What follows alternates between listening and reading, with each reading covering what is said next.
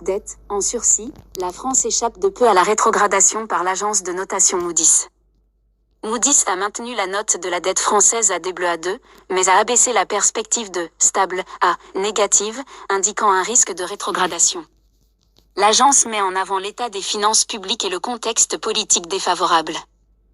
La France a échappé de justesse à une dégradation de sa note de dette souveraine par Moody's, qui maintient la note à Aa2, mais passe la perspective de « stable » à « négative », signalant des risques de rétrogradation à moyen terme.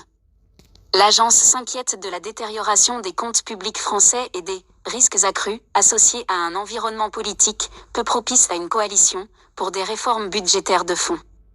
Cela reflète le risque croissant que le gouvernement français soit peu susceptible de mettre en œuvre des mesures qui empêcheraient des déficits budgétaires plus importants que prévu, souligne l'agence de notation. Avec une croissance prévue à 1,1% en 2025, freinée en partie par les mesures de redressement, la dette publique pourrait atteindre 115% du PIB, près du double de l'objectif européen de 60%.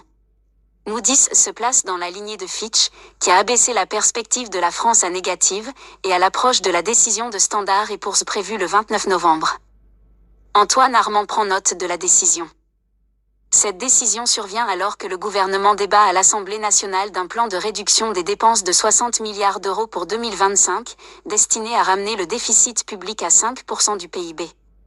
Antoine Armand, ministre de l'économie, a réagi en déclarant « prendre note » de la décision et affirmant que la France dispose de forces économiques réelles et est capable de mener des réformes d'ampleur. Il a ajouté que des réformes déjà engagées ont produit des résultats, notamment en matière d'emploi, et que l'État continuera dans cette voie pour redresser les finances publiques. Actuellement, la dette française reste attractive pour les investisseurs, mais ses taux d'intérêt se rapprochent de ceux de pays plus risqués comme le Portugal et l'Espagne. La charge de la dette, deuxième poste budgétaire après l'éducation avec plus de 50 milliards d'euros, pourrait devenir le premier d'ici 2027. Pour 2025, le gouvernement souhaite réduire les dépenses publiques. Le FMI, de son côté, a appelé la France à plus de clarté quant aux économies envisagées.